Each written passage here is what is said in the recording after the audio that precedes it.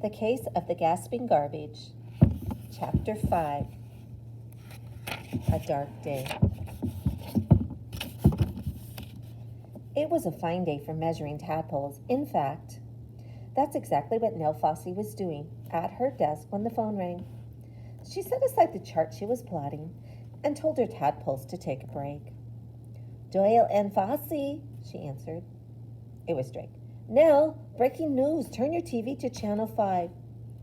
"Check." She clicked on the TV. A local news reporter was talking. "We've got a situation here. A real situation. A desperate situation. As you can see behind me, a truck is wedged under the bridge. Plainly, it was just too tall, and now it's stuck. No traffic can get through. And if that isn't bad enough, it's rush hour. Drivers are getting cranky. As you can hear, horns are honking. And it's miles and miles to go around. Like I said, it's a desperate situation for the town of Mossy Lake." Nell turned the TV off. "What do you suggest?" "This is a chance for Doyle and Fossey. With our superior mental powers, we should have the truck out in a flash.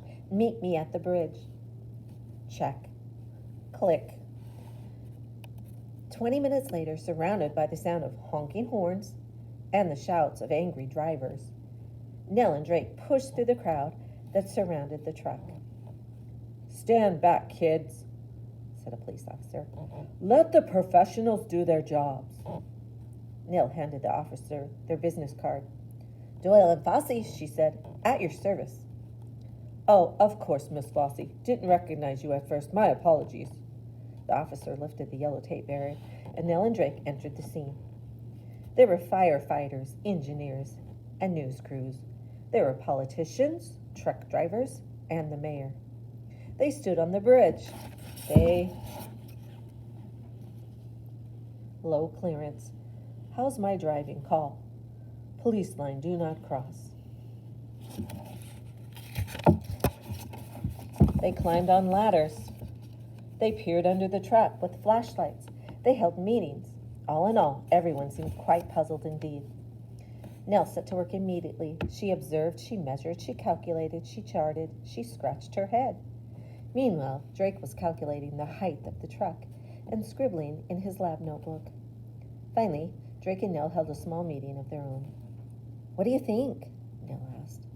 Drake shook his head and pushed up his glasses. "It's jammed in tight. They've already tried to drive it out, but it just wedges in further." Nell nodded. "Plus, they've tried pulling it with the tow truck from the other side." "They've even tried greasing it," Drake continued, "but no go. To be perfectly honest, scientist Nell, I'm stumped. Simply stumped." "Me too." "This is a dark day for Doyle and Fossey." "A dark day indeed," Nell agreed. Just then, as if being stumped weren't bad enough, they spied James Frisco, the mad scientist, their arch rival. "Egads," cried Drake, nearly dropping his notebook. "It's Frisco." They watched in horror as Frisco climbed all over the truck. Unfortunately for Doyle and Fossey, Frisco was allowed to go anywhere he liked and climb over anything he wished, because he was the police commissioner's son, mad scientist or not. Sometimes life was perfectly unfair. Frisco peered under the hood. He checked the brakes. He squinted through the windshield. He recorded the mileage. He scribbled in his lab notebook. And then he dashed away. "Great Scott!" exclaimed Drake. "He's gone back to his lab for final analysis." Drake turned to Nell. "We must solve the problem before Frisco does. Our reputation is at stake." "Agreed." "I have an idea that just might work," said Drake. "Oh?" "I'm going to raise the bridge using hot air balloons." Nell was quiet, real quiet. There was something not quite right here, something she couldn't quite put her finger on. It was that sixth scientific sense that all good scientists have. We must return to the lab, Drake was saying, for final analysis. Then we'll present our findings to the mayor and oversee the extraction operation. Assuming there are no complications, we'll be home by supper. You go, Nell finally said. I'm going to stay here, just in case. Drake thought for a moment. Good idea.